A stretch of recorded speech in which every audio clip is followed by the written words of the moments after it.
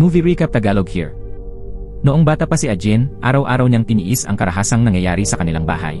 Para mabuhay, natutunan niyang itago ang kanyang emosyon at manipulahin ang mga tao sa pamamagitan ng pag-intindi sa laman ng kanilang puso.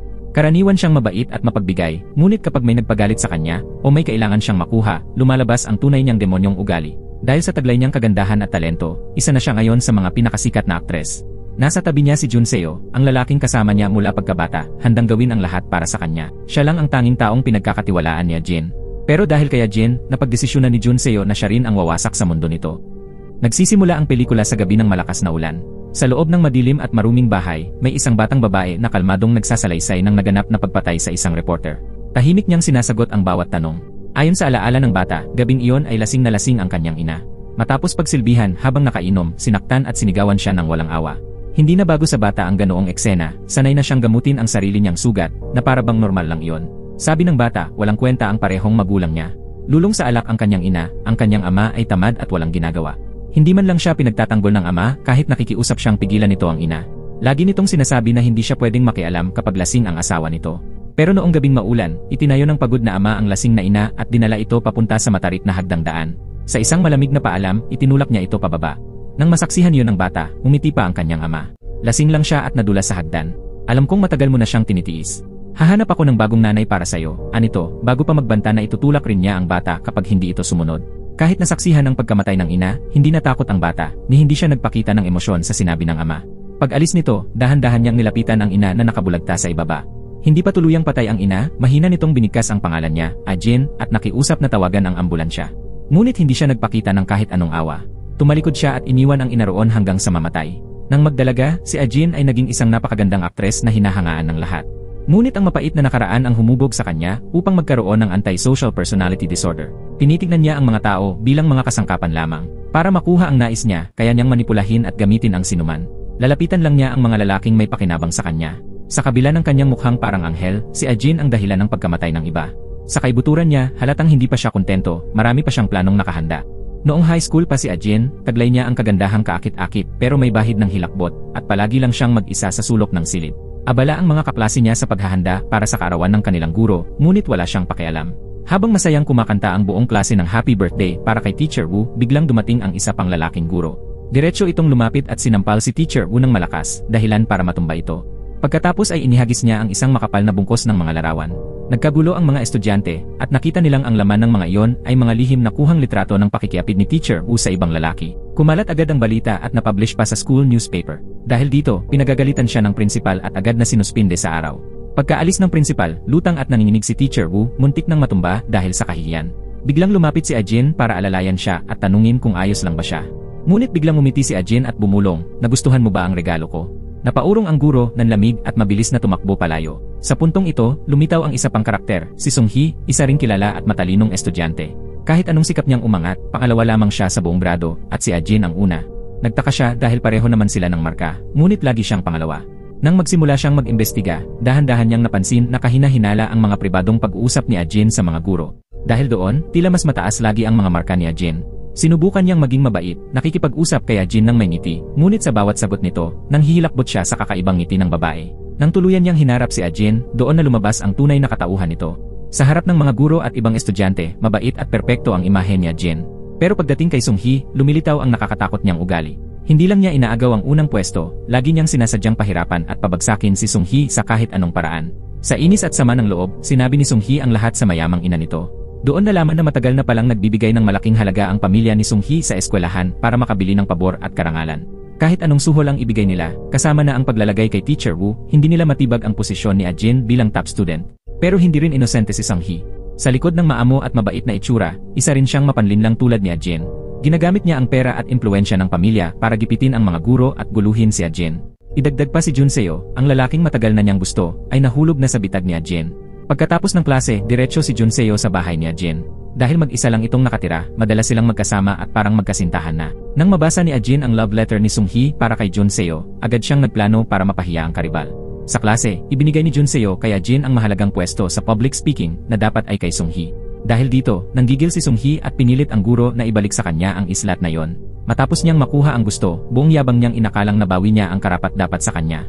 Ni hindi niya alam, mas mahusay at mas tuso pa si Ajin kaysa sa lahat. Kinuha ni Ajin ang love letter na ipinadala ni Sung-hee kay Junseo at siya mismo ang nagsulat ng pagtanggi roon. Walang may gusto sa'yo, ang kulit mo. Huwag kang masyadong mayabang. Bukod pa rito, biglang kinansela ng paaralan ang public speaking competition dahil sa isang anonymous tip. Halatang si Ajin ang may pakana ng lahat, lagi siyang isang hakbang na mas una kay Sung-hee. Dahil dito, nagitngit si Sung-hee, lalo na't sa harap mismo ni Ajin naganap ang lahat ng kahihiyan. Galit na galit niyang tinawagan ang kanyang ina habang nasa banyo. Ngunit biglang binuksan ni Ajin ang pinto at narinig ang buong usapan. Mayabang na sinabi ni Sung-hee na ang lahat ng subsidyong natatanggap ni Ajin ay galing sa buwis ng kanyang ama. Ginamit pa niya ang pagiging ulila ni Ajin para insultuhin ito. Pero tila walang narinig si Ajin. Ang mapanuyang ngiti nito ay hindi pa rin nawawala, isang ngiting lalong nagpagalit kay Sung-hee hanggang sa hindi na nito makontrol ang sarili. Kinuha ni Sung-hee ang love letter na sinulat niya para kay Junseo at ikinumpara sa sulat kamay sa notebook ni Ajin. Magkapareho mula sa hubog ng letra hanggang sa pressure ng stroke. Doon tuluyang napagtanto ni Sung-hee na matagal nang inagaw ni Ajin ang lalaking gusto niya. Lubos na nagalit si Sung-hee at inabangan si Ajin sa banyo. Pagdating nito, ibinuhos niya ang isang buong timba ng tubig sa ulo ni Ajin, binasa ito mula ulo hanggang paa. Pagpasok ni Ajin sa silid-aralan, basang-basa siya. Agad na tumayo si Junseo at inalok sa kanya ang jacket nito. Inihatid pa niya si Ajin sa klinik at nagkunwari naman si Ajin na mahina at nangangailangan ng alaga. Magkaharap silang dalawa, halos magkadikit ang mukha para silang tunay na magkasintahan. Pagkatapos, lumitaw ang isa pang karakter, si Jo, isang pasaway na estudyante na naniningil ng interes mula sa kaibigan ni Sung-hee na si Baekjin. Hindi siya nag-aaral, hindi iginagalang ang guro at palagi ilang abala sa cellphone para mangolekta ng utang. Noon pa man, nahuli na siya ni Ajin na nagnanakaw. Akala niya isusumbong siya ng model student na ito.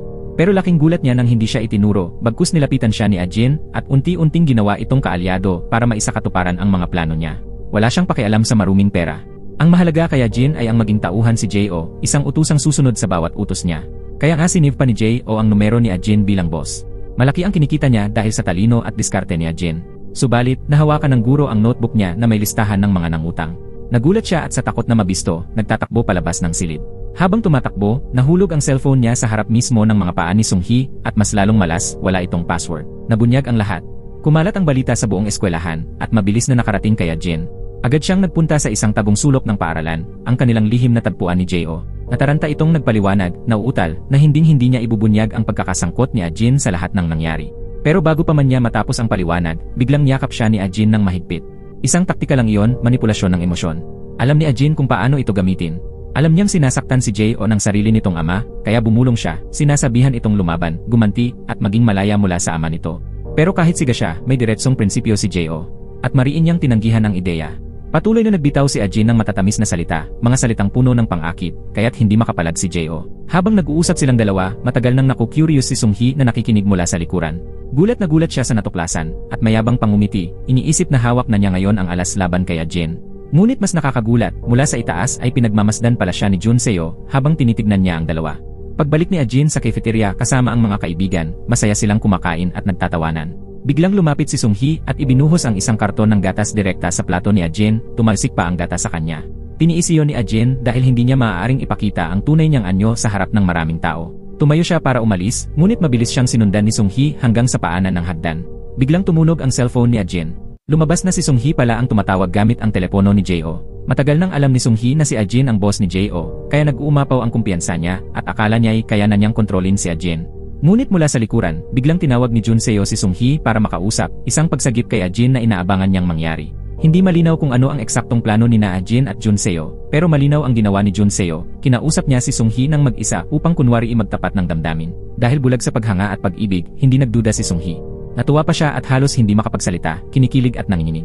Sabi ni Junseo, sobrang bulag sa pag-ibig si Sung-hee kaya naniwala siya agad, sunod-sunuran, at inakalang totoo ang lahat. Samantala, hindi rin gaanong maayos ang kalagayan sa panig ni Ajin. Isang simpleng mensaheng, kailangan kita ngayon, ay sapat para patakbuhin si Jo ng buong bilis papunta sa kanya. Muli, purong manipulasyon. Pero kapag si Ajin ang nanunuhol gamit ang emosyon, lahat nahuhulog. Kaunting luha lang mula sa kanya, at handang gawin ni Jo ang kahit ano. Lahat ng ito, nasa plano ni Ajin. Kinabukasan, habang bubuksan ni Sung-hee ang kanyang locker, palihim na sumilip si Ajin upang makita ang password. Pagkatapos nito, nag-text siya kay Jo para gawin ang kababalaghang naka-schedule na. Sa gym class, inakit naman ni Junseo si Sung-hee na magpanggap na may sakit upang hindi sumama sa laro para raw makapag-usap sila sa classroom. Iniisip ni Sung-hee na malapit na niyang makuha ang gwapo, kaya agad nagkunwaring masakit ang tiyan at sumunod. Kasabay nito, nililin lang ni Ajin ang kanilang art teacher. Nagkunwari siyang nanginginig ang kamay para hawakan ng guro ang kamay niya, at saka nagbitaw ng mga salitang parang patungkol sa tunay na pag-ibig. Sa mismong sandaling iyon, paakyat na si Sung-hee sa classroom at narinig ang lahat ng sinabi ni Ajin. Pero ang totoo, puro malabo at ulit-ulit lang ang mga salita ni Ajin, walang anumang relasyon sa guro. Alam niyang nasa labas ng pinto si Sung-hee, kaya sinadya talaga niya ang bawat salita. Pagkatapos ng gym class, pagbalik ng lahat sa classroom, nadatnan nila si Sung-hee na nakaupo ng tulala. Pero nang bumalik ang lahat mula sa gym class, nagulo ang buong silid.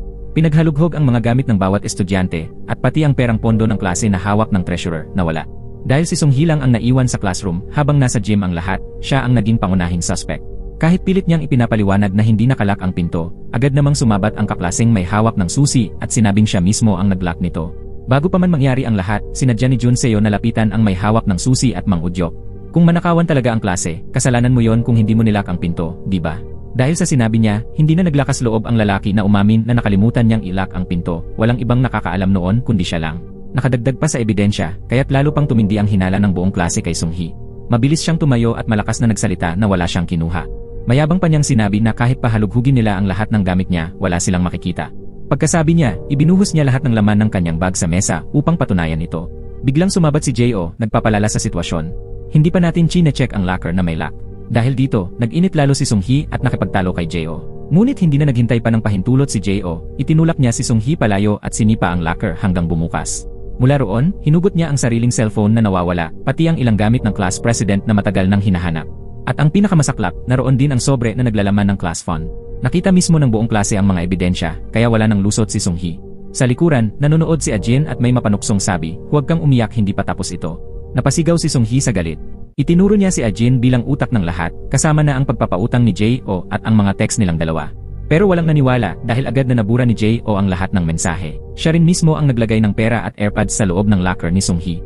Lalo pang nagitngit si Sung-hee na hindi makapagpaliwanag, lahat ng ebidensya na nakita niya, sinadya talagang ipakita sa kanya ni Ajin. Dumating ang mga guro dahil sa gulo at akala ni Sung-hee nakahanap siya ng sasalo sa kanya. Muli niyang ibinintang kay Ajin ang lahat, pati umano ang tunay na pag-ibig nito sa art teacher. Nanginginig siya sa galit at kahiyan. Ngunit ipinaliwanag ng guro na ang true love ay pangalan ng isang counseling center, hindi ito romantikong relasyon. Sa puntong ito, lahat ng estudyante iniisip na nawawala na si Sung-hee sa katinuan, wala nang naniniwala sa kanya. Dahil sa kawalan ng pag-asa, tumakbo siya sa nag-isang inaakala niyang kakampi, si Junseo. Sinabi niyang pumunta siya sa classroom dahil hinihintay niya si Junseo.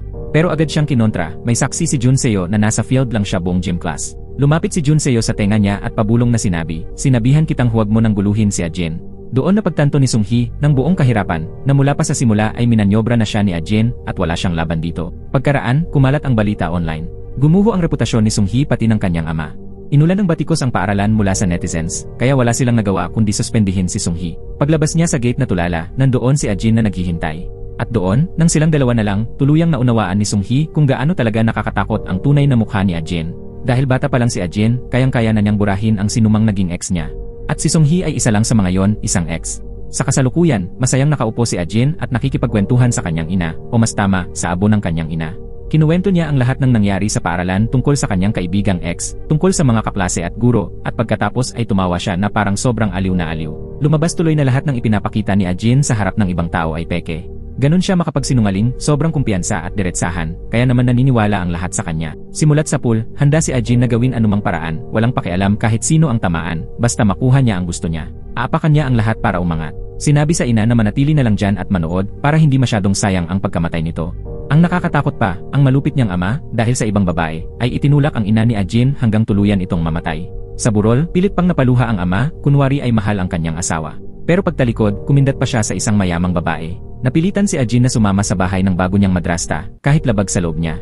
At nakakagulat, may anak pala ito sa unang asawa, si Junseo. Mas lalo pang nakakadiri ang plano ng ama at madrasta. Balak nilang gamitin si Ajin, kuhanan ng video para kumita ng maruming pera, at pagkatapos ay dalhin siya sa ampunan. Bata pa lang si Ajin nang marinig niya ang lahat ng iyon, kaya tumalim ng husto ang galit niya sa ama. Balik sa kasalukuyan, matapos turuan ng leksyon ni Ajin, galit na galit si Sung-hee at gusto nang tumigil sa pag-aaral. Pagdating niya sa isang construction site, may isang lalaking magulo ang buhok, nakapulang vest at nakaharang sa daan. Iniiwasan ni Sung-hee ang lalaki dahil mukha itong dugyot at nakakadiri. Bigla na lang, habang kausap niya ang nasa telepono, narinig niya itong nagsabing tatay daw siya ni Ajin. Kasabay nito, kasama ni Ajin si Jo nang makatanggap siya ng tawag mula sa kaibigan, sinasabing nandun daw ang tatay niya. Gumagawa ito ng eksena sa pasilyo ng paaralan, paikot-ikot, sumisigaw ng pangalan ni Ajin. Dahil sa gusgusin, nakakahiya, at napakagulong hitsura niya, nagulat ang lahat, hindi nila akalain ito ang tatay ng perpektong estudyante. Dumating si Junseo at dali-dalig lumapit, tinawag ang lalaki na tatay, at pinilit siyang lumabas para mag-usap. Matigas pa rin ang ulo nito, ayaw pang sumama, hanggang sa nangako si Junseo ng pera, saka lamang siya napaayon. Mula sa malayo, nakita ni Ajin ang lahat. Wala siyang nagawa kundi maiyak at umiwas dahil sa kahihiyan na dulot ng sariling ama. At ang totoo, pumunta lang ang desperadong ama para maghingi ng pera sa anak ng bago niyang asawa. Wala siyang pakialam kay Ajin.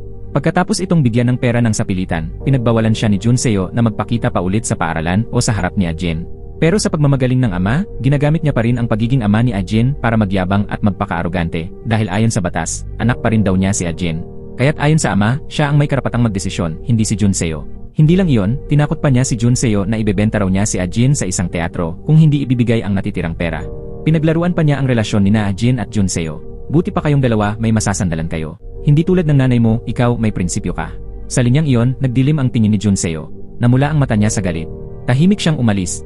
Walang nakakaalam na sa sandaling iyon nakaupo roon si Ajin. Lumapit siya, banayad na hinalikan si Ajin sa ulo, tapos umalis na may bastos ng ngiti, daladala ang malaking perang nakuha niya. Nakatulala lang si Ajin, walang kalaban-laban matapos muling makita ang kinasusuklaman niyang ama. Biglang may lumapit na isang ginang sa kanya. Ipinakilala nito ang sarili bilang direktor ng isang entertainment company. Gusto raw niyang gawing artista si Ajin. Pero wala nang lakas ang isip ni Ajin para mag-isip pa. Kaya diretso niya itong tinanggihan at umalis na lamang. Sa panig naman ni Jo, pagkatanggap niya ng desperadong mensahe mula sa kapatid na nagwawala raw ang kanilang ama sa bahay, dali-dali siyang umuwi. Naabutan niyang hawak ng ama ang kutsilyo, handang patayin ang nakababatang kapatid. Tuluyan nang nasira ang isip nito, iniisip niyang sinaniban ng demonyong si Satan ng anak, kaya kailangan niya itong iligtas. Nagmamakaawa si Jo, umiiyak, hiniling sa ama na siya na lang ang saksakin. Nag-agawan sila sa kutsilyo pero nadulas sila pareho. Dahil sa bigat ni Jo na bumagsak sa kanya, tumuhog ang kutsilyo diretsyo sa puso ng ama. Agad itong namatay. Pagkaunawa sa nangyari, napaiyak si Jo. Tiningnan niya ang kapatid na wala ring magawa kundi umiyak. Dalawang magkapatid na parehong desperado at walang malapitan. Sa kabilang banda, hinabol ni Junseo si Ajin para aluin ito, sinasabing tapos na ang lahat. Namumula ang mata ni Ajin dahil ang pagkikita nila ng kanyang ama ay bumuhay muli sa lahat ng kadiliman ng kanyang pagkabata. Nagtataka si Junseo kung paano nalaman ni Sunghi na yon ang tatay ni Ajin. Malamig na sagot ni Ajin, ang buwisit na yon, ayos na siya. Kasabay nito, binubugbog na si Sunghi ng mga kaklase niya dahil nabasa nila ang notebook kung saan nagsulat siya ng masasamang salita tungkol sa pamilya ng bawat isa. Lahat ng ginawa niya noong middle school, ngayon ay bumalik sa kanya, at mas malala pa dahil sa notebook na yon. Balik kay Jo, matapos niyang dalhin ang kapatid sa bahay ng kaibigan para pansamantalang tumigil doon, lumubog siya sa matinding pagsisisi. Nasaktan siya ng sobra sa katotohanang nasaksihan mismo ng kapatid niya ang pagkamatay ng kanilang ama sa kamay niya. Ipinagbilin niya ang kapatid sa kaibigan, sabay sabi habang umiiyak. "Huwag mo akong patawarin. Babayaran ko ang lahat ng kasalanan ko." Pagkatapos, tumawag siya kay Ajin, ang huling tawag niya. Matapos ikwento ang lahat, nagpa siya si Jo na pumunta sa presinto para aminin ang lahat. Pinayuhan siya ni Ajin na magpanggap na biktima, umiyak, at magmukhang takot, baka raw makatulong iyon sa harap ng pulis. Pero natawa lang si Jo. Mulat-mula pa, diretso siyang tao, pananagutan niya ang ginawa niya. Kahit nasa bingit na siya, hindi niya naisip na magpanggap. Gusto niyang harapin ng direkta ang batas. Ang nagawa na lang ni Ajin ay palakasin ang loob niya, na kahit makulong siya, magiging malaya rin siya mula sa tanikala ng buhay nila. Ipinahihiwatig niyang pareho sila ng kwento, pero kahit siya na nagbibigay ng payo, nakatali pa rin sa mga tanikalang iyon. Pagkatapos, buong tapang na nagpunta si Jo para umamin sa batas. Samantala, si Sunghi, matapos tangkaing ibuli si Ajin pero palaging talo, ay napilitang lumipat-lipat ng paaralan para makalaya sa eskandalo. Si Ajin naman ay nakapagtapos at nakapasok sa law school na matagal niyang pinapangarap. Si Jo ay binigyan ng konsiderasyon dahil self-defense ang nangyari, kaya 3 taon hanggang 5 taon lamang ang sentensya niya. Sa wakas, tila ba nagiging maayos na ang lahat? Pero ang miserableng ama ni Ajin, matapos ubusin sa sugal ang huling pera niya, ay lubog na. Nang mabalitaan niyang panahon na ng entrance exam sa universidad, bigla na naman niyang naalala ang anak, kaya't walang hiya ulit siyang nanghingi ng pera. Pero si Junseo ay nasa universidad na, hindi na niya kayang sagutin ang gastos ni Ajin. Napilitan siyang manghiram sa lolo niya. Dahil sa totoo at seryoso niyang pakiusap at pangakong babayaran ng mas mataas na interes, pumayag ang lolo. Pero hindi pera ang gusto bilang bayad, kundi ang pagiging apo niya. Gusto nitong samahan siya ni Junseo sa mga check-up kada buwan. Samantala, nang hindi makontak ng ama si Ajin at Junseo, pumunta siya sa kanyang ex-wife para hanapin ang tirahan ni Junseo. Tinakot pa niya ito sa pamamagitan ni Junseo, kaya napilitan siyang ibigay ang address ni Ajin. Sa oras na yon, nag-iisa si Ajin sa isang restaurant, hinihintay si Junseo. Pagdating ni Junseo, umiti siyang masigla, ipinagmamalaking nakahanap daw siya ng scholarship para kay Ajin. Pero alam ni Ajin kasinungalingan yon. Sinubukan pa ring lakasan ni Junseo ang loob niya, hinihikayat siyang mag-aral ng maayos at siya na raw ang bahala sa lahat. Napangiti si Ajin ng maluwag. Pag-uwi niya, pagbukas niya ng pinto, nadatnan niyang nakaupo roon ang kanyang miserableng ama, hindi alam kung gaano katagal na naghihintay. Naglabas si Ajin ng telepono upang tawagan ng pulis pero agad niya itong sinunggaban at ibinato. Ang pakay niya ay pera. Lumapit siya para halughugin si Ajin ngunit itinulak siya nito. Dahil doon, nagalit ang lalaki at walang awang pinagsusuntok at pinagsisipa si Ajin hanggang mapasubsob ito sa sahig na hindi makalaban. Kinuha niya ang bag ng perang ibinigay ni Junseo at bago umalis ay sinipa pa niya ng ilang beses habang nakangisi. Walang nagawa si Ajin kundi nakahigang umiyak, pinapanood na nawawala ang pera niya sa pag-aaral. Kinuha ng lalaking dapat ay nagpoprotekta sa kanya. Sa paghikbi niya, bumalik ang isang alaala sa pagkabata niya kasama si Junseo. Noong una silang dumating sa bagong bahay, pareho silang nasa desperadong sitwasyon. Kahit gaano kasakit ang pakiramdam ni Junseo, walang pakialam ang ina nito. Kaya't wala siyang ibang natatakbuhan kundi si Ajin. At si Ajin, kahit bata pa, ay napakahusay at maalaga, kaya inalagaan niya ng maigi si Junseo. Simula noon, unti-unting naging mas malapit ang dalawa. Ipinakita pa ni Junseo kay Ajin ang isang family photo. Sa kung anong dahilan, nang makita ni Ajin ang litrato ng pamilya ng kaibigan niya, may bigla siyang naunawaan. Kinabukasan, pagpasok ni Junseo sa ospital, pumasok naman si Ajin sa kwarto ng madrasta, at parang wala lang na sinabi niyang napansin niyang hindi ang lalaking nasa larawan ang tunay na ama ni Junseo, kundi ang driver ng pamilya. Ginawa niya itong pang-blackmail dahil alam niyang takot ang madrasta na lumabas ang lihim na yon dahil mawawala sa kanya ang lahat ng kayamanan. Magaan lang ang pahiwatig ni Ajin, tigilan na ang balak na ipadala siya sa ampunan at bilhan na rin siya ng ilang damit. Akala niya magiging payapa na ang pamumuhay niya kasama si Junseo. Pero hindi pala. Masyado niyang minaliit ang lamig ng puso ng ama at madrasta. Kinagabihan, nagplano silang alisin siya sa bahay. Hindi alam ni Ajin kung saang impyernong lugar siya dadalhin. Mabilis ang instinct niya, nang makita niya ang itsura ng madrasta, agad niyang nahulaan ang balak nito. Habang nagpupumiglas para makatakas, nakasigaw siya at natawag si Junseo na nasa kwarto at natutulog. Doon nagsimula ang bangungot na habambuhay na dadalhin ni Junseo, ang eksenang nakikita niyang nilulunod ng sarili niyang ina si Ajin. Taon-taon ay binabalikan siya ng alaala noon. Pagkatapos, habang natigilan ang madrasta nang makita ni Junseo ang nangyari, mabilis na tumakbo si Ajin at hinilapan niya si Junseo. Umakyat siya sa bintana para magkaroon ng oras si Junseo na makatawag sa pulis. Humabol ang madrasta, paulit-ulit siyang pinipigilan na tumalon. Pero dahil nasaksihan ni Ajin kung paano nahulog ang sariling ina mula sa ganoon ding kataasan at hindi namatay, sinabi niya ng malakas bago tumalon, hindi rin ako mamamatay ng ganon kadali. Maswerte ako at kamukha ko si mama. Pumikit si Ajin at tumalon mula sa bintana. Buti na lang wala siyang natamong malubhang pinsala. At marahil dumating agad ang mga pulis kaya hindi na nagawa ng dalawang demonyong iyon ang balak nila. Habang ginagamot siya sa ospital, hindi umalis si Junseo sa tabi niya, hinihintay siyang magising. Sa lahat ng nangyari, doon tuluyang naintindihan ni Junseo na ang karakter na si X sa kwento ni Ajin ay ang mismong ina niya. Mula noon, lubos na siyang nagtitiwala kay Ajin at wala nang natitirang pagmamahal sa ina niyang walang puso. Balik sa kasalukuyan, nakahiga ulit si Ajin sa kama ng ospital at si Junseo ang nag-aalaga sa kanya. Pagmulat niya, gulat na gulat siyang 3 araw pala siyang walang malay. Agad siyang tumawag sa universidad, pero huli na, lampas na sa deadline ang bayad sa enrollment, kaya wala na siyang paraan para makapasok sa law school. Natigilan siya, pero sinubukan pa ring dumalo sa graduation ceremony ng high school kasama ang mga kaibigan. Masaya ang lahat noong araw na yon, maliban sa kanya. Sa kabila ng lahat ng pinagpaguran niya, ninakaw iyon ng sarili niyang ama. Kaya't wala siyang nagawa kundi umupo at panoorin ang mga kaibigang nagdiriwang. Hinahanap ni Junseo si Ajin sa buong campus, pero kahit saan siya tumingin, hindi niya makita ang kumpiyansang presensya nito. Nakangiti ng malapad ang ina niya habang bumabati ng congratulations. Pero ang totoo, nagtatanong lang kung may regalo ba ang lolo ni Junseo. Nang biglang makita niya ang likod ni Ajin, hindi na niya pinansin ang ina, tumakbo siya kaagad papunta rito sa gitna ng maputing niebe. Sa sandaling inakala ni Ajin na tapos na ang lahat, bigla niyang nakita ang isang lalaking humahabol sa snatcher. Napangiti si Ajin. Kung hindi ko siya nakita noon, ibang-iba ang buhay na meron siya ngayon. Nakatayo sina Ajin at Junseo sa gilid ng kalsada. Tahimik na pinapanood si Jo habang hinahabol ang magnanakaw na parabang isang laruan lang sa palad niya. Dahil sa tapang ni Jo, napangiti si Ajin nang hindi namamalayan. Sa tamang pagkakataon, nagkaroon pa siya ng pagkakataong makipag-usap ng pribado kay Jo upang humingi ng trabaho sa kanyang shop.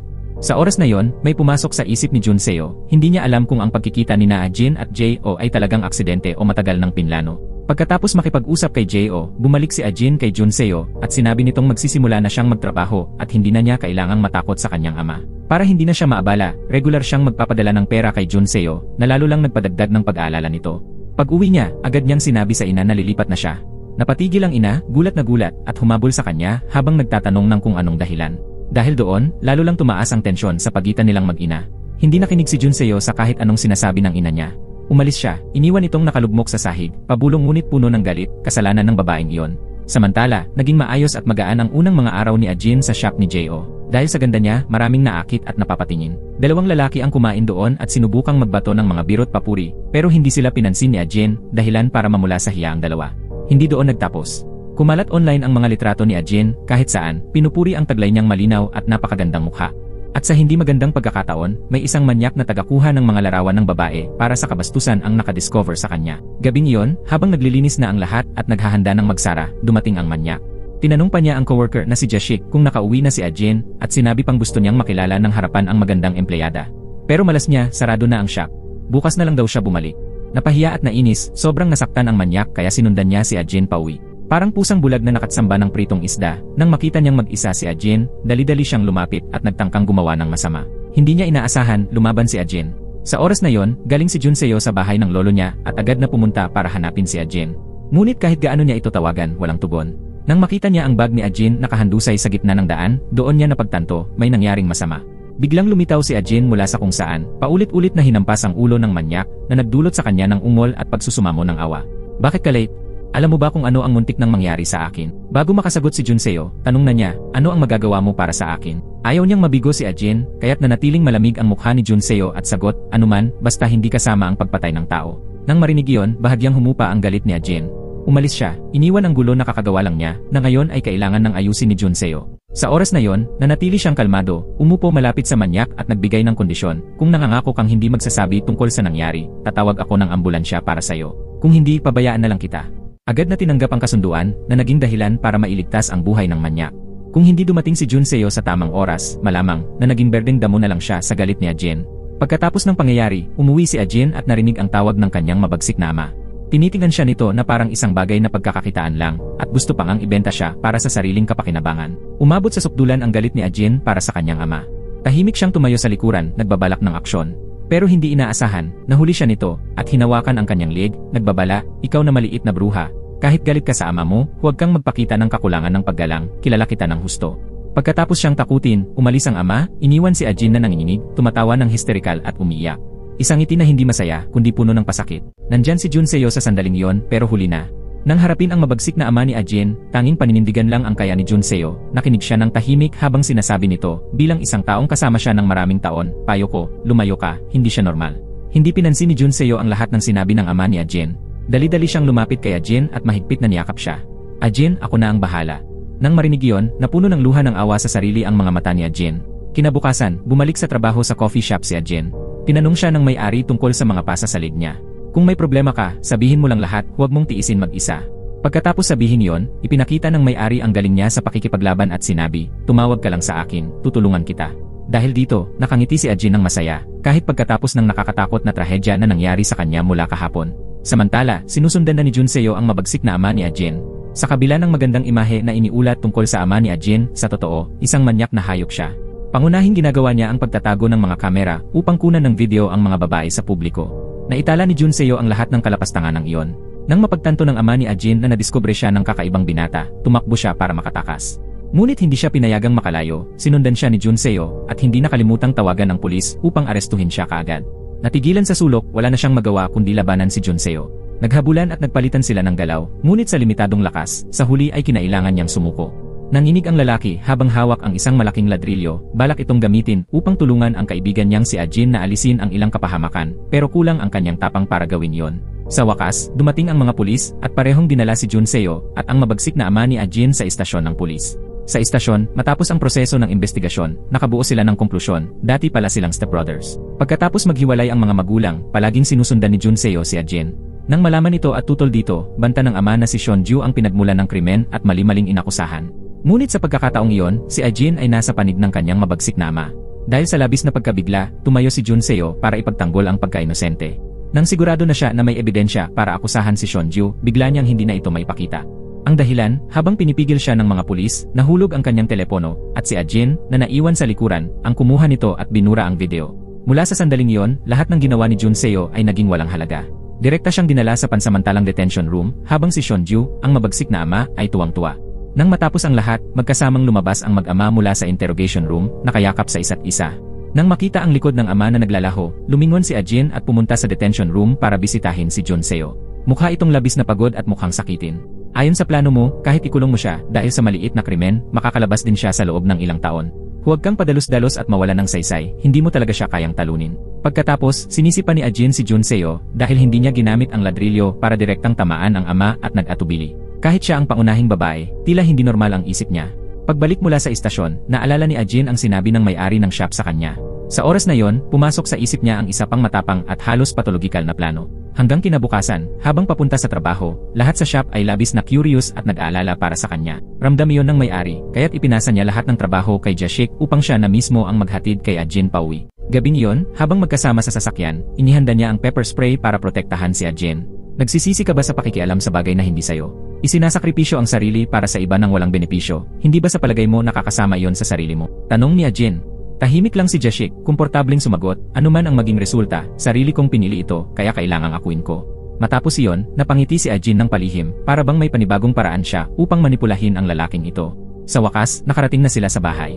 Nang makita ang tirahan ni Ajin, nakaramdam ng pangamba ang may-ari. Nag-alok siyang tulungan si Ajin na magrenta ng bagong bahay, pero tumanggi siya dahil kulang ang pera. Ngunit bago pa siya makapasok sa bahay, nabigla siya ng labis. Sa loob ng kahon na nahulog sa kanya sa gulat, may nakalagay na warning paper na kahit sino ay manginginig sa kilabot pag nabasa ito. Kasabay noon, lumabas ang manyak na sumunod kay Ajin noong nakaraang araw at tumakbo palayo. Nang makita yon, agad na sinundan siya ng may-ari ng shop para hulihin. Pakiramdam ni Ajin na ang unang layunin niya ay natupad na ayon sa plano, kaya't bumangon siya ng dahan-dahan, malamig ang mukha habang pinapanood ang habulan ng dalawa, puno ang puso niya ng misteryo at walang awang kalupitan. Matapos niyang masiguro na napaalis na ang may-ari ng shop, bumalik si Ajin sa kanyang kwarto. Sa kanyang isip, nagbuo siya ng susunod na plano upang samantalahin ang iba. Sa pagkakataong ito, naghanda siya ng peking eksena, kasing gulo ng tila naganap lamang dito ang isang kaguluhan. Matapos itong tapusin, nag-text siya kay Seonju, magdadala ako ng pera alas 8 ng gabi ngayon. Kinabukasan, nang bumalik siya sa trabaho, tinanong siya ng may-ari ng shop kung may nangyari pa kahapon. Wala, kahapon sobrang natakot ako, kaya natulog ako sa bahay ng kaibigan ko. Pero pagdating ko sa bahay ngayong umaga, tila may pumasok at ginulo ang lahat. Dahil mukhang delikado, ipinahiwatig nito na dapat siyang matulog sa bahay niya at siya ay pupunta sa ibang lugar upang maging ligtas. Habang hinihintay siyang tulungan, pumasok si Jashik mula sa labas para mag-ulat. Kahapon, nakita ko ang manyak sa convenience store. Bago pa siya makapagtapos, agad na nagpakitang gila si Ajin, binigyang pansin ang sarili at lumikha ng pribadong espasyo. Pinaalalahanan si Jashik na may handaan siya sa bahay niya ngayon. Dapat na siyang umuwi at tigilan ang panghihimasok. Sa pagtatapos ng shift, umuulan ng malakas at nag-book ang may-ari ng shop ng kotse para ihatid si Ajin pauwi. Pero nang sumakay siya sa kotse, nagbago siya ng direksyon, nais munang umuwi para kunin ang kanyang mga gamit. Hindi niya nakalimutang mag-text muli bilang paraan upang ipaalam at guluhin ang kanyang isip at sabay na akitin ang may-ari ng shop doon. Pagdating sa bahay, naroon na si Seonju tulad ng napagkasunduan nila. Sobrang gutom, agad na tinutukan ni Seonju ang pangunahing layunin, kunin ang pera at umalis agad pero pinigilan siya ni Ajin. Pagkatapos ng ilang matamis na salita, matagumpay niyang nahikayat ang kanyang ama na isuot ang bonnet. Sa oras na yon, ang mukha ni Seonju sa loob ay hindi naiiba sa manyak na nang-abala sa kanya kahapon na nahuli rin ng may-ari ng shop. Mahigit kalahati na ang tagumpay ng plano. Sa oras na ito, kinuha niya ang pera upang ibigay kay Seonju. Nang makita ang makapal na stock ng pera, kumislap ang mga mata nito at tumawa siya na para bang sinaniban. Ginamit din ni Ajin ang kanyang baraha, diretsong sinabi sa kanyang mukha, akala mo ba talagang ibibigay ko ang pera sayo? Alam kong kukunin mo lang ito at tatakbo. Pero ngayon talagang kailangan ko ng ama. Gusto mo ba akong patayin? Pagkatapos magsalita, sinuntok siya ni Seonju ng diretsyo sa mukha, dahilan upang gumulong siya sa sahig. Kahit ito man ay aksidente o sadyang ginawa, nagawa niyang tawagan ang may-ari ng shop at pinakinggan niya ang buong pangyayari kung paano siya naapektuhan. Hindi na ito makatiis, kaya't dumiretso siya sa bahay ni Ajin. Habang hinihintay ang pagdating niya, maingat na kinwenta ni Ajin ang eksaktong oras kung kailan siya darating. Sinubukan niyang humawak hanggang sa huling sandali, at tulad ng kanyang plano, dumating ito at sumabak sa laban kay Seonju. Habang nag-aagawan at nagtatalo ang dalawa, matagumpay na pinalo ni Ajin ang kanyang ama, dahilan upang mahimatay ito. Matapos tamaan sa matinding labanan, nakahiga ng ayon ng ama, namamatay, walang hiyang humihingi ng tulong kay Ajin. Sa pagkakataong ito, ang nais lamang ng dalaga ay mamatay na agad ang lalaking ito. Mas mabuti kung ipikit mo na ang mga mata mo magpakailanman. Hindi ko inasahan na buhay ka pa. Umupo si Ajin at sinampal siya sa mga salita. Sinasabing siya mismo ang dahilan ng lahat ng ito, kaya siya ngayon ang nagbabayad ng presyo. Kailangan niyang masaksihan ang huling hininga ng miserableng ama. Bago umalis, kinuha ni Ajin ang gunting, ginupit ang bonet at itinapon sa toilet upang sirain ang ebidensya. Kinabukasan, dumating ang balita sa pulis, kaya agad silang nagtungo para imbestigahan ang crime scene. Si Dongho, ang may-ari ng coffee shop na natutulog sa kotse, ay sa kasamaang palad, pinusasan rin ng pulis para sa investigasyon. Habang nakahiga sa ospital para sa paggamot, in-interview si Ajin ng pulis tungkol sa nangyari. Tinanong ng pulis kung inatake ba ng kanyang ama si Dongho at tumango siya bilang kumpirmasyon. Kasabay noon, ini-interview si Dongho dahil ang baseball bat ay kanya, pero iniisip lang niya na isa itong stalker kaya kumilos siya. Tungkol sa bonet, napansin ng pulis na kakaiba dahil tila walang bonet na ganoon tulad ng sinabi. Sa panig ni Ajin, sinadyang nagsinungaling na walang bonet mula sa simula upang mailagay lahat ng sisi kay Dongho. Dito naalala ni Dongho ang gabing iyon, nang kinuha ng ama ang gunting upang saksakin siya. Pero sa kasamaang palad, hinampas niya ang bat para sa self-defense at tumama sa ulo nito. Nang makita siyang nahulog sa lupa, namamatay, nataranta si Dong-ho at balak na tawagan ng pulis pero pinigilan siya ni Ajin. Sa pagkakataong iyon, inamin niya na ang ama niya yon dahilan upang mamatay ang kaba ni Dong-ho. Hiniling niya na umalis muna at siya ang bahala sa iba. Dahil nataranta rin, sumunod siya at agad na umalis.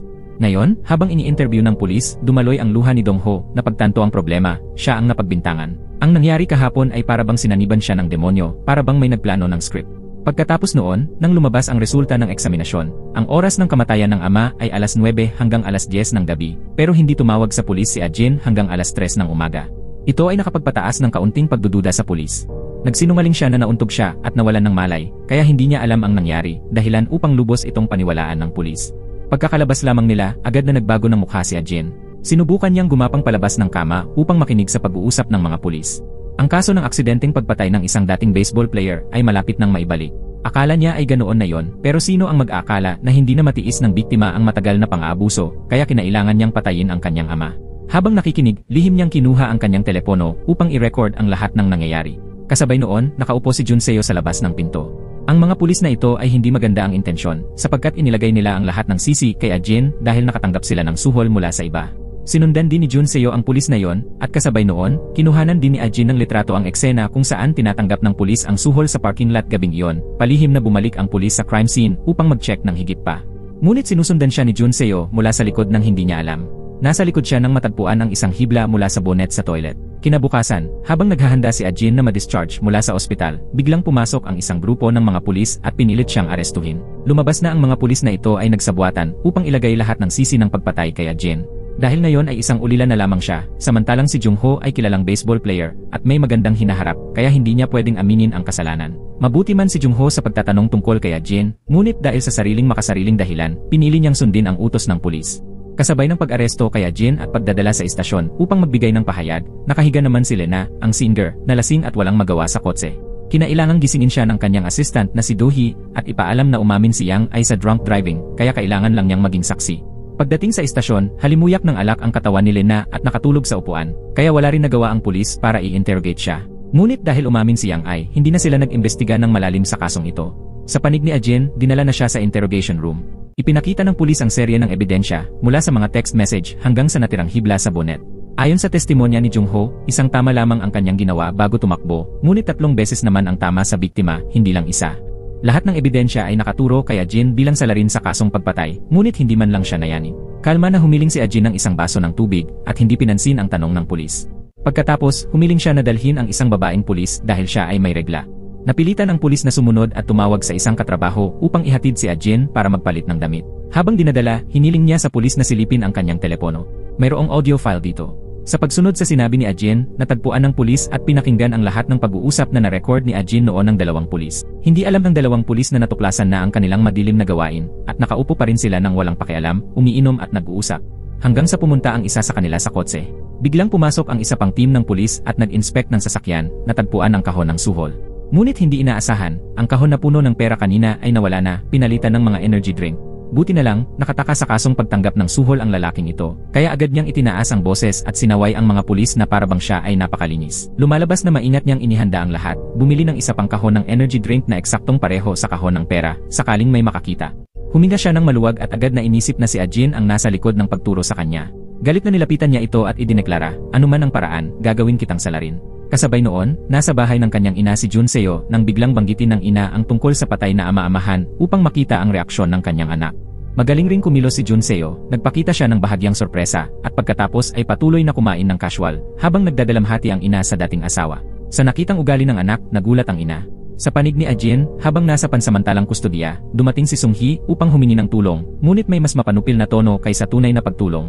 Kasual na tinanggihan ni Ajin at sinabi na siya ay inosente, kaya hindi niya kailangan ng tulong. Dahil hindi umamin ng kasalanan si Ajin, pinilit ng mga pulis na humanap ng ibang ebidensya upang paratangin siya. Natuklasan nila na nakilala rin ni Ajin si Junseo dati, kaya dinala siya sa istasyon para sa interogasyon. Nang tanungin, tiwala at malinaw na sinagot ni Junseo ang lahat tungkol sa kaso. Hindi inaasahan, inamin ni Junseo na siya ang nagdagdag ng huling mga tama upang patayin ang ama. Pagkatapos aminin ni Junseo ang lahat, dumating ang mga pulis at pinakawalan si Ajin. Nang hindi niya maintindihan ang nangyayari, inilahad ng pulis ang buong kwento ng pag-amin ni Junseo na nagpaiyak sa kanya sa pagkabigla. Matapos makabawi, lumitaw sa kanyang isipan ang tunay na mga alaala. Pagkatapos ng issue sa Bonet, ngayon binabantayan siya ng eksena kung saan siya mismo ang kumilos sa pangalawang pagkakataon, hindi si Junseo. Dumating lamang si Junseo sa lugar noong sandaling kumilos si Ajin upang patayin ang ama. Si Junseo ay ang taong dumating lamang pagkatapos upang linisin ang eksena. Habang unti-unti nang nagsasara ang kaso, tumawag ang may-ari ng motel at nagulat ng bagong impormasyon. Ang oras na dumating si Junseo sa motel ay 1:20, hindi gaya ng kanyang testimonya. Dahil dito, nagkaroon ng panibagong problema ang mga pulis. Napagtanto nila na si Junseo ay inuukol lamang ang sisi para kay Ajin. Nang malaman niyang natuklasan ang kanyang kasinungalingan, nawalan siya ng kontrol at sumugod sa pulis, nagmamakaawa, huwag mo siyang sisihin, mahal ko siya, kaya ginawa ko iyon. Dahil sa pagkabaliw ng lalaki, dahil sa pag-ibig, kinailangan ng ilang pulis na sabay-sabay siyang hilahin, sa kabila ng kanyang pagmamakaawa para kay Ajin. Sa sandaling iyon, nagbago muli ang lahat. May ibang partido ang nakialam sa kaso, isinara ang file ng kaso, itinuro kay Jungho ang kasalanan sa pagpatay, at pinakawalan sina Ajin at Junseo. Lumabas na sa balita na si Junseo ang nagbabato ng sisi para kay Ajin, agad siyang nagpunta kay Direktor Miri para humingi ng tulong. Gamit ang kanyang kapangyarihan at koneksyon, maayos na inayos ng direktor ang lahat, mula sa mga pulis na tumanggap ng suhol hanggang sa paglilinis ng lahat ng kasalanan ni Ajin. Sa isang kondisyon lang, kailangan pirmahan ni Ajin ang kontrata upang sumali sa kanyang entertainment company at hindi na muling makita si Junseo. Sa sandaling iyon, tila ibang tao na si Ajin. Agad siyang pumayag, ngunit ang mga mata niya ay kakaiba. Dahil ngayon, ang mga tanikala na mahigpit na nagbihag sa 25 taon ng kanyang kabataan ay naputol na. Isa lamang ang bumabagabag sa kanya bago tuluyang magpaalam sa lahat at sundan ang landas ng sining, si Junseo, ang kanyang kaibigan. Ang huling pagkikita nila ay mas masakit kaysa sa lahat. Sa pagkakataong ito, nagsalita si Ajin tungkol sa lahat ng naipong damdamin, lahat ng pinagdaanang paghihirap. Kahit na nagmamakaawa si Junseo na gagawin niya ang lahat upang maibalik ang saya sa kanya, para kay Ajin, ang huling tanikala na hindi pa niya napuputol ay ang kabutihang loob ni Junseo sa kanya. Hindi niya kailanman naunawaan ang pinagdaanan ni Ajin, ang mga sandaling takot siyang matanggal sa bahay, ang mga sandaling siya ay brutal na pinahirapan, at kung gaano ito nagdulot ng labis na panik. Kahit na nagmamakaawa si Junseo na pasayahin siya tulad ng ibang tao, sa kaibuturan ni Ajin, tanging kawalan at puwang ang naroon. Kahit na minamaliit ni Ajin ang sarili, ito na ang landas na makakapagpalaya sa kanya mula sa mga paulit-ulit na bangungot na humahawak sa kanya. Sa isang gabi na puno ng mga bituin, lumabas si aktor Ingang mula sa limousin, naglalabas ng karisma at kagwapuhan. Sumunod na lumabas si Ajin, ang babaeng bida. Hinawakan niya ang kamay nito upang tulungan na makalabas sa kotse, at pagkatapos ay lumakad siya ng malamig, kahit na bumubuni ang mga manonood at press. Ngunit hindi iyon pinansin ni Ajin. Patuloy siyang naglakad ng matatag, umiti ng maliwanag, at kumaway sa mga tao. Habang naglalakad, naapakan niya ang damit at hindi niya ito matanggal. Nagpupumilit at hindi alam ang gagawin, buti na lang at bumalik si Ingang at mahinhin na bumulong, hawakan mo ang kamay ko. Kaya magkahawak kamay silang naglakad sa red carpet na may ngiti na kasing liwanag ng araw, nasaksihan ng libu-libong tagapanood. Sa marangyang bahay ni aktor Ingang na puno ng dilim, siya ay natutulog nang biglang dumating si aktres Lena, humiga ng mag-isa sa sofa. Lumapit siya at mahinhin yakap si Ingang mula sa likuran, at humiling na magkape o inumin kasama siya. Gwapo ngunit hindi basta-basta, umikot si Ingang ng 180 degrees at naupo sa sofa, tuwiran niyang sinabi ko na sayo, huwag kang pumunta sa bahay ko. Hindi na intindihan nila na ang problema at muling nagtanong, bakit hindi mo nalang palitan ang password? Alam ko ang puso mo, hindi ganoon ang iniisip mo. Nakita niya ang eksena kung saan hawak ni Ingang ang kamay ni Ajin, at agad siyang nagdemand na i-disinfect at i-sterilize ang paligid. Matapos ang ilang birong pagpapatutsada, patibong, at panunukso kay Ajin, humarap siya at iginiit na muling makasama si Ingang. Ngunit gaya ng kasabihan, kung hindi mo pinapangalagaan ang nasayo, huwag mo nang hanapin kapag nawala na. Tumayo si Ingang at umalis, iniwan ang mga palpak na pangungusap ni Lena, mahal, nagkamali ako, sobrang nalulungkot ako nang wala ka, patawarin mo naman ako sa pagkakataong ito. Hindi siya nagmamakaawa kay Ingang, at ibinuhos niya ang kanyang galit kay Ajin, pinapagawa niyang i-film ang eksena ng paulit-ulit ng 20 beses. Kahit mahusay si Ajin sa kanyang pagganap, dahil sa nakakainis na karakter ni Lena, pinaalalahanan siya ng direktor na humingi ng paumanhin at pakalmahin ang sitwasyon, dahil senior si Lena. Si Ingang naman, labis ang pagkainis sa kanyang ex-girlfriend, kaya tumakbo siya kay Direktor Seo para humingi ng tulong.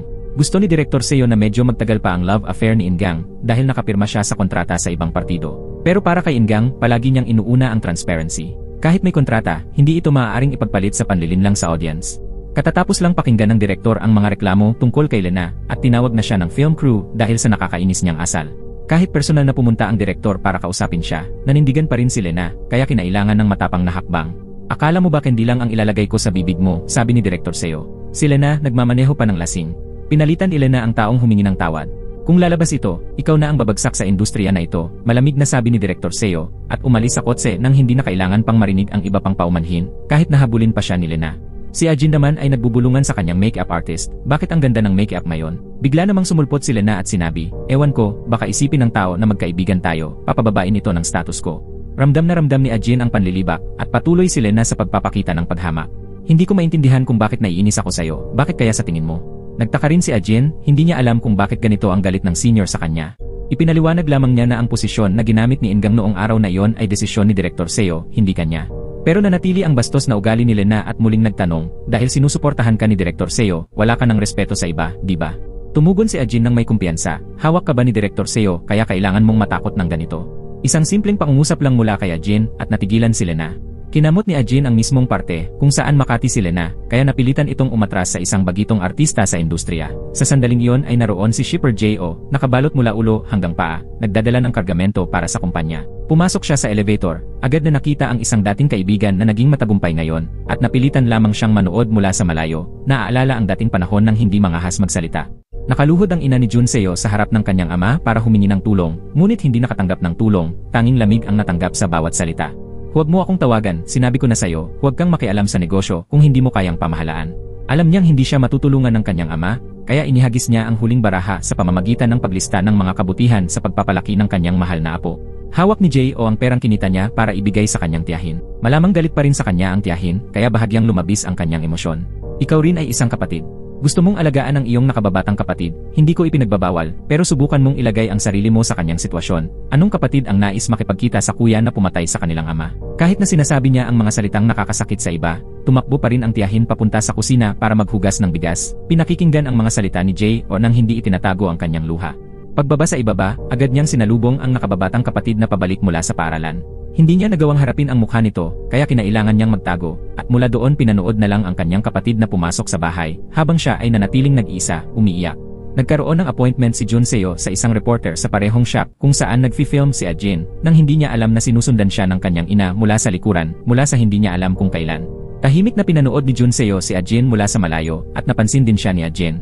Habang magkatitig ang dalawa, hinila siya ng ina ni Jun Seo palayo. Nang makita yon, nagtataka si Lena at sumunod para alamin kung ano ang nangyayari, dala ang hangaring protektahan ang kanyang anak. Ngunit kinumpronta siya nito hanggang halos wala na siyang magawa. Ang simpleng makita ka, nakakainis na, napansin niya na may kakaiba rito, kaya sinabi niya sa kanyang assistant na ayusin ang isang maliit na meeting kay Jun Seo, upang alamin kung anong sikreto ang nasa likod nito.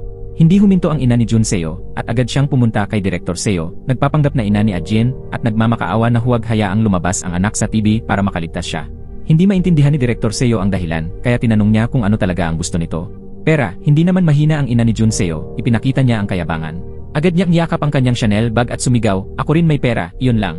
Nagpatuloy rin ang ina ni Jun Seo sa paninira kaya Jin para maliitin siya sa harap ng direktor. Hindi siya yung tipo na magsuot ng magagandang damit at papurihan ng mga tao. Hindi umaabot ang kanyang antas doon. Ang kanyang tunay na ina ay isang lasengga at ang kanyang ama ay kriminal.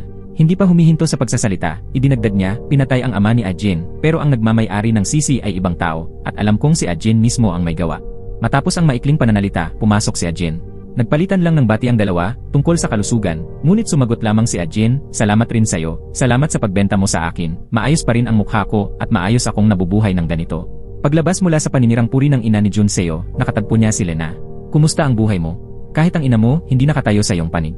Hindi naman nagpaurong si Ajin, binalaan niya si Lena na maaari rin niyang dagdagan ang abala sa kanya. Sa huli, nagpa-appointment rin si Lena kay Jun Seo para mag-usap. Pagkikita nila, agad niyang tinanong kung may kasintahan na ba siya. Iniimbitahan din nila si Jun Seo na kumain, ngunit mariing tinanggihan siya nito, labis na nahiya. Matapos ang online na pagpapakilala sa libro, lalo pang naging bastos si Lena, iniimbitahan siyang uminom at sinadya pang iniutos sa kanyang assistant na umalis para si Jun Seo na ang maghatid sa kanya pauwi. Muli, tumanggi si Jun Seo, ngunit sa puntong ito, napakapal na ng mukha ni Lena. Sinasadyang pinilit siya ni Lena na makipagkita sa kanya ng pribado ngayong gabi. Bumalik si Ajin sa kumpanya para hanapin ang mga file nila ni Lena. Bagamat siya ang nauna, narinig niya mula sa assistant na mawawala ng kuryente sa gusali ngayong gabi. Hindi inaasahan, nag-alaga siya ng ahas sa kanyang dibdib, nang ang assistant pala ay tagaloob ni Lena, kaya kinailangan niyang tumakbo mula basement papunta sa opisina. Kahit nahuli si Lena, isang hakbang pa rin siyang mas mabilis kaysa kay Ajin, nahanap ang dalawang file, habang si Ajin ay humabol na lang. Ginamit ni Lena ang pagkakataon para maghiganti sa mga nangyari sa kanya nitong mga nakaraan. Pinilit niyang lumuhod si Ajin, ngunit nanatiling nakatayo at kumukurap ang dalaga, kaya nabigyan siya ng isang sampal. Nasa kahinaan si Ajin at lalo pang pinapainit ang sitwasyon. Kaya naman, hindi nababagot si Senior Ingang. Magaspang ang tama, huwag mo itanong kung bakit ka napapaso. Agad nagbigay si Lena ng isa pang sampal na nakita ni Jun Seo. Pagdating nilang dalawa sa bar, sinabi ni Lena na wala nang dapat ipagulat, nagtuturo lang siya sa isang mayabang na junior. Pagkatapos ipagmalaki ang kanyang tagumpay sa pagtuturo sa mga junior, lalo pang naging makapal ang mukha ni Lena. Iniimbitahan niya si Junseo na sumama para maging magkasintahan upang kantiyahin ang kanyang dating kasintahan. Kasabay nito, ginugunita ang ika-7 anibersaryo ng kanilang grupo. Nagdiwang si Lena at ilang kaibigan sa founding day. Habang nagsasalita ang direktor, nakaranas ng insidente si Ingang. Nanginig siya, hinarap ang pader, hinihila ang sarili papunta sa banyo, at sa kasamaang palad, nahulog ang kanyang bote ng gamot sa sahig. Dahil alam na ni Ajin na balang araw ay mangyayari ito sa kanya, lumapit siya at inilagay ang isang bote ng sparkling water sa harap ni Ingang. Iinom ka ba nito ng walang tubig? Pagkatapos magsalita, umalis si Ajin, iniwan si Ingang na nanginginig, pinulot bawat pil at inilagay sa bibig para muling mabuhay. Lumabas si Ajin at sinalubong si Lena. Kamusta ka? Hindi ko alam kung nakauwi ka ng maayos noong araw. Tinuruan lang kita bilang senior, huwag mo nang gawing seryoso. Pagkatapos ng ilang salitang puno ng pagkukunwari, ipinagpatuloy ni Lena ang pagpapakita ng kanyang bagong lalaki kay Ajin. Bumati ka, ito si writer Junseo. Parang hindi naman ito unang pagkikita nyo, di ba? Sa pagtulak sa kanya sa isang mahirap na sitwasyon, buti na lang dumating si Ingang sa tamang oras. Ang kanyang presensya ay nakatulong kay Ajin na maibalik ang kanyang balanse, upang hindi siya maliitin ni Lena. Habang magkatapat ang 4 na tao, tinawag ng MC ang lahat na tumingin sa screen upang panoorin ang memorial video. Lahat ay nakatutok sa bawat milestone hanggang sa lumitaw ang plot twist. Ang huling eksena ng video ay malinaw na ipinakita ang bawat detalye ni Lena at Ajin na halos naging hangal sa pagtatapos. Nang makita niyang tense ang ekspresyon ng lahat habang nanonood, nagmadaling nagpaliwanag ang direktor. Mga kapatid, nakita niyo ba? Ang galing ng pagganap ng mga artista ng kumpanya natin. Huwag masyadong mag-alala, acting lang yan. Nang makita ni Lena na natatalo siya ng isang baguhang may knockout blow, mabilis siyang umatras papasok. Masaya ba, matandang baboy? Ang saya ko. Top star Lena umaatake sa mga junior. Sa titulong iyon, siya ang magiging pinakamatingkad ngayong gabi. Sa ilang salita lang ng pananakot mula kay Ajin, namutla ang mukha ni Lena. Matagumpay na nairaos ni Ajin ang tiket ni Lena, lumabas at muli siyang sinalubong ng isang sorpresa. Isang janitor, bagamat kakaiba ngunit pamilyar ang lumapit at inilapit ang tenga kay Ajin. Naisip mo na ba kung paano namumuhay si Jungho? Nakalimutan mo di ba? Sige paalalahanan kita, baseball bat sa ulo ng tatay mo. Nang marinig ito, tila nakilala ni Ajin ang kanyang matagal ng kakilala, kaya siya ay nagulat. Kasabay nito, napansin ni Lena ang maikling tagpo ni na Ajin at Jungho. Sa kanyang karanasan sa tusong ugali, agad niyang naisip na may mali. Kinuha niya ang telepono at nag-utos na siya sa atin ang balita tungkol sa lalaking naglilingkod. Palaging siya sa atin ng maayos para sa akin. Baka hawak ng lalaking iyon ang kahinaan ni Ajin. Isang malamig na gabi, bumalik si Junseo sa bahay matapos ang party. At hindi niya alam, nakapasok na si Ajin sa bahay niya. At nang makita niya si Junseo na pumasok, agad siyang lumapit at mahigpit na niyakap ito. Pagkatapos noon, nagluto sila, naghugas ng gulay, nagpakulo ng kanin, at nagtapat sa hating gabi. Maagang umaga, sumakay ng taxi ang ina ni Junseo papunta sa bahay ng anak. Ngunit nang makita niyang ang nagbubukas ng pinto ay si Ajin, dali-dali siyang nagpunta para sermonan, murahin, at palabasin ito. Hindi nagpatalo si Ajin at sumagot siya ng masigla na may labis na pagpapakita ng ugali. Nagbanta ito na ibubunyag ang lahat ng tunay na kulay ni Ajin sa publiko para malaman nila at matapos ang kanyang karera sa pag-arte. Pagkatapos nitong sabihin, dali-dali niyang sinabunutan si Ajin, sakto nang dumating si Junseo, kaya napilitang makialam. Sa oras na ito, muling nagkunwaring umiiyak si Ajin, kaya hindi na pinansin ni Junseo ang kanyang ina, at dali-dali siyang dinala pauwi. Ang acting scene ni na Ajin at Ingang ay parehong maganda at romantiko nang tumakbo siya upang mahigpit siyang yakapin. Ngunit sa oras na tila maalaga at malapit na sila sa isa't isa, nang sabihin ng direktor na naghiwalay sila, dahil bilang senior sa industriya ng pag-arte, nais ni Ingang na makausap siya ng pribado. Ikinuwento niya na ang dahilan ng kanyang kasalukuyang tagumpay ay lahat nagmula sa kanyang makasariling ugali at pagiging makulit sa dati niyang mga kasamahan. Para sa kanya, ito ay tila isang bagay na matagal na siyang pinapahirapan sa paglipas ng mga taon. Sa oras na ito, inisip ni Ingang na baka nasa mahirap na sitwasyon rin ang dalaga tulad niya, kaya nagbigay siya ng ilang payo kay Ajin bilang isang senior. Noong gabing iyon, nakatanggap si Ajin ng tawag mula kay Pulis Deho. Tinawag siya ng lalaki na pumunta sa isang meeting point, at nagkataon na yon ay ang bar kung saan nakaupo rin si Ingang. Kaya paglabas pa lang niya sa pintuan, nakita siya nito at lihim na sinundan. Sa pagkakataong iyon, hindi alam ni Ajin kung ano ang naghihintay sa kanya sa silid na itinuturo sa kanya. Pagpasok pa lang niya, sumalubong sa kanyang mata ang mga eksenang puno ng kasamaan, mga babae, at ipinagbabawal na mga bagay. Hindi niya nakita ang lalaki kahit saan, ngunit agad siyang nakatanggap ng tawag mula sa kanya. Hindi siya nilaro gamit ang direktang atake, kundi inilunsad ang isang panlaban sa isip. Halimbawa, sa adik na nakadapa sa sahig, ipinangako niya na gagawin siyang mas miserable pa kaysa doon. Inakala niyang ang pagtanaw sa malupit na realidad na ito ay matatakot si Ajin. Ngunit hindi ito inalintana ni Ajin, dahil para sa kanya, siya mismo ay mas nakakatakot kaysa sa nakakatakot. Paglabas ni Ajin, nakatayo na si Ingang sa pintuan mula pa kanina. Nakipag-usap siya ng pribado kay Ajin dahil inisip niyang ang ginagawa niya ay kahangalan. Tinuruan ng dalaga tungkol sa tinatawag na kaligtasan kapag may estranghero na nag-ayos ng appointment.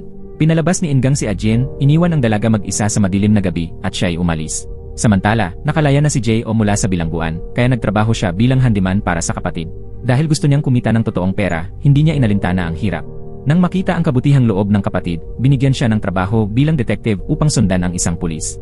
Kakawala pa lang sa bilangguan ang nakababatang kapatid, ibinigay na agad sa kanya ang trabahong para bang gusto siyang mahuli muli.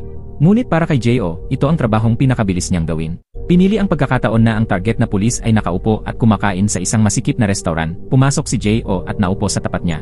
Handa na siya ng maaga, kaya nagkunwaring na itapon niya ang mangkok ng soup sa pulis at mabilis na pinalitan ang teleponong iniwan nito sa mesa. Habang hindi pa nalalaman ng pulis, ikinabit ni J.O. ang USB upang kopyahin lahat ng datos sa telepono. Hindi rin alam ng pulis na sinusubaybayan ang kanyang telepono, kaya nagpunta siya sa isang reporter. Lihim na sinundan ni J.O. mula sa malapit at narinig din niya ang kwento na komportable silang nag-uusap. Nang marinig niyang binanggit ang pangalang Ajin, biglang nagulat si J.O. at mabilis na tumakbo pabalik sa opisina upang humingi ng impormasyon tungkol sa nangungupahan. Lumalabas na ang taong nangupahan sa opisina ng detective ay si Jun Seo, na nais kumuha ng karagdagang impormasyon mula sa dating pulis noon. Dahil wala siyang kaalaman tungkol sa kwento ni Ajin, dahil nangyari iyon noong panahon na siya ay nasa bilangguan, hinihingi ni J.O. na makausap mismo si Jun Seo upang malaman kung ano ang pinagdaanan ni Ajin noong panahong iyon. Kinailangan ni Jun Seo na iparinig sa kanya ang recording kung paano sinubukan ng mga pulis na isisi kay Ajin ang lahat.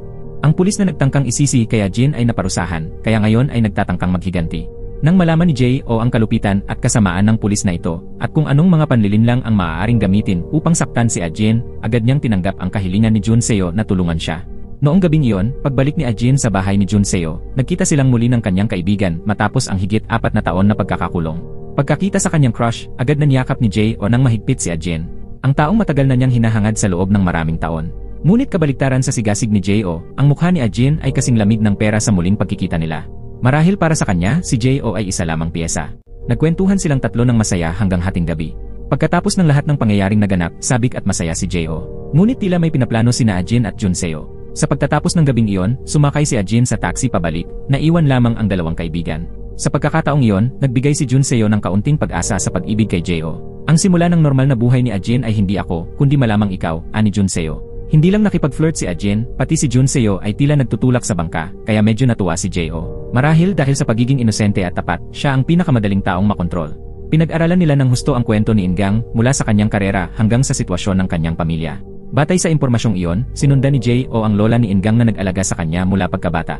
Sa pagkakataong nagpapakain ng pusa ang lola ni Ingang, mabilis na ninakaw ni J.O. ang kanyang notebook. Batay sa laman ng notebook na palaging nire-record ng lola ang araw-araw na gawain ng apo, nalaman ni Ajin kung anong mga aktibidad ang ginagawa ni Ingang at kung kailan siya uwi tuwing weekend para kumain kasama ang kanyang lola. Sadyang pumunta siya sa templo upang magsunog ng insenso upang makita siya ng lola.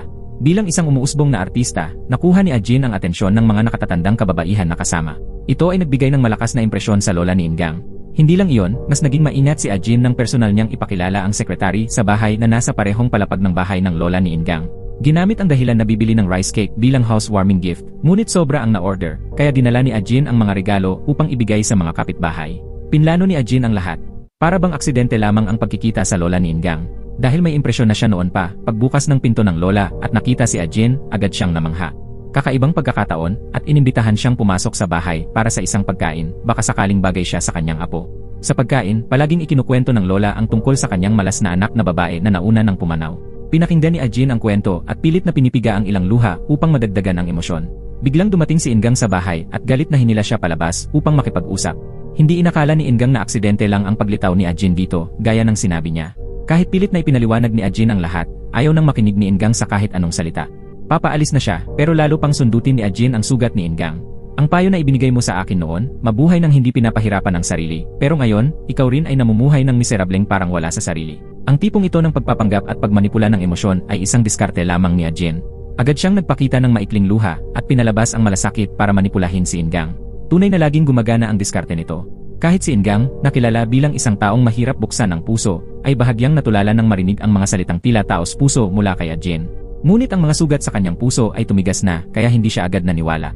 Alam ng lola na ang apo niya ay palaging kailangang tiisin ang negatibong damdamin ng hindi makakagalaw, kaya sinabi niya, pakinggan mo lang ang sinasabi ng puso mo at magpatuloy ka. Ang mga salitang iyon ang bumasag sa pinakamalaking hadlang para tanggapin ni Ingang ang pagbubukas ng puso sa iba. Sa labas, tila malamig at matigas siya, pero sa huli, kinailangan niyang palayain ang kanyang damdamin. Sinikap niyang pigilan ang luha sa harap ng lola, at naglakas loob lamang na umiyak sa loob ng sasakyan. Si Ajin, matapos gawin ang unang hakbang ng kanyang plano, ay umuwi na lamang at naghintay sa magiging resulta. Bihira lang makita si Ajin na ipinapakita ang kanyang totoong damdamin, dahilan upang masaksihan ni Junseo ang lahat at manahimik. Kinabukasan, dinala ng assistant si Ingang sa isang coffee shop upang makipagkita sa direktor para talakayin ang plano. Tila ang pagdating niya rito ay planado na ni Ajin. Siya ay nagbigay ng suhol sa assistant ni Ingang upang sadyang isaayos ang lugar para dito, para lamang makasama muli ang lalaki na matagal nang nagpaparamdam sa kanya ng pagkakasala at pagsisisi. Inamin ng lalaki na mula pa noon ay alam niya na mag-allergy siya sa cake noong araw, pero hindi niya ito tinuring na malas, kundi bilang pagpapalaya sa kanyang sarili. Dahil noong sinadya niyang kainin ang cake, ibinigay niya ang kanyang maliwanag na hinaharap kay Ingang. Hindi nagsisi ang lalaki, at tinatamasa ang payapang sandali sa kasalukuyang buhay niya. Mas lalo pang nagalit si Ingang nang marinig ito. Walang dahilan, sinuntok niya ang mukha ng lalaki, dahil hindi niya kayang harapin ang katotohanang matagal niyang tinatanggihan sa loob ng puso. Nang sinabi ng lalaki na si Ajin ang humiling sa kanya na magsabi ng totoo, pakiramdam ni Ingang ay labis na nakakasikip. Kailangan niyang pumunta sa bahay ng direktor, at ipag-utos na ilabas ang balita na siya, at si Elena ay naghiwalay upang malaman ng publiko. Pagkalabas ng balita, nagdulot ito ng maraming mga opinyon sa publiko. Nagalit si Elena dahil lahat ng kanyang plano ay nagkakawatak-watak. Wala na siyang magawa kundi sumigaw, pinipilit ang journalist na agad maghanap ng karagdagang balita. Pinilit niyang makalikom ng sapat na impormasyon upang mapabagsak si Ajin bago pa man siya ibagsak ng taong iyon. Ngunit bawat hakbang ay maingat na pinlano ni Ajin. Ang tanging pinagmumulan ng impormasyon ng journalist ay mula kay Police Park. Ngunit nang magkatagpo na sana ang dalawa at magpalitan ng salita, biglang sumulpot si Jay na naghihintay sa malapit at agad na kumilos upang kontrolin ang sitwasyon, kinidnap ang pulis at isinakay sa kotse. Nang ma-realize ng pulis na siya ay kinidnap pala ng lalaki na si Junseo mula pa noong nakaraan, patuloy pa rin siyang maingay at mayabang hanggang itapon ni Junseo sa kanya ang file. Lahat iyon ay ebidensya ng mga paglabag ng kanyang anak na babae sa batas sa ibang bansa. Dahil natamaan ang kanyang kahinaan, napilitan siyang pagtaksilan ang journalist at natapos ang kanilang planong kooperasyon. Maayos sana ang takbo ng mga plano ng aktibong anyayahan ni Ingang si Ajin na kumain. At muli, tumawag si Ajin kay Jo para humingi ng tulong upang makagawa ng mas dramatikong eksena. Noong gabing iyon, habang papalapit si Ingang sa lugar ng kanilang pagkikita, na hinihintay si Ajin, nagpanggap si Jo na deliveryman at sinadya niyang hadlangan ito, na nagdulot ng banggaan sa pagitan ng kanyang kotse at ng kotse ni Ingang. Sinunod ni Jo ang plano ni Ajin upang mapanatili si Ingang sa tagal ng oras hanggat maaari, kaya huli siya sa kanilang appointment. Mula sa paggawa ng eksena hanggang sa pakikipag-usap ng walang kwenta, sinikap ni Jo na antalahin siya hanggat maaari. Sa oras na yon, walang magawa si Ingang kundi ang palaging tingnan ang relo, takot na maantala at palampasin si Ajin. Dahil sobrang swerte ni Jo, sinikap ni Ingang na lampasan ito. Kinailangan niyang sumakay ng taxi, pero dahil sa traffic, napilitan siyang bumaba at tumakbo ng buong bilis papunta sa lugar ng pagkikita. Si Ajin naman ay nanatiling kalmado dahil alam niyang matagumpay ang kanyang plano. Nakatayo siya sa labas at nagpanggap na hinihintay pa rin niya si Ingang kahit huli na. Sa wakas, dumating si Ingang na humihingal sa lugar. Nang makita niyang nariyan pa rin ang babae na naghihintay sa kanya at natatakot na baka magkamali sila ng oras kung hindi siya dumating, kumilos si Ajin na parang maalalahanin at sobrang nagmamahal na babae kay Ingang. Isinuot niya ang scarf niya sa lalaki dahil natatakot siyang lamigin siya. Dahil sa dami ng pagpapakita ng kilig na yon, syempre ay bumigay si Ingang. Agad siyang lumapit at hinalikan si Ajin. Isang masidhing halik sa malamig na panahon na para bang ipinapahayag ang lahat ng nararamdaman niya para kay Ajin. Gabi ring iyon, nagkita si Junseo at Lena para makipag-usap tungkol sa kanyang mga kaibigan. Nang makita nila ang ilang mga manyak sa labas ng pinto, na tumuturo sa poster ni Ajin at nagsabi ng bastos na salita tungkol sa kanyang hitsura, nagtangkang pumunta si Junseo at bugbugin sila. Ngunit dahil lasing siya ang nakatanggap ng bugbog. Nabugbog si Junseo hanggang sa mawalan ng malay sa kalye. Nang makita yon, napilitan si Lena na tumakbo para tumulong, ngunit sa oras na yon ay hilo na si Junseo. Sa kabila ng pagsisikap ni Lena na tawagin siya, unti-unting nawala ang kanyang malay. Marahil, nag-ugat ang sama ng loob na ito sa katotohanang kahit gaano kasigasig si Junseo, hindi niya napatibok ang puso ni Ajin. Abangan ang mga susunod na episode. Maraming salamat sa panonood. Hanggang sa muli, paalam.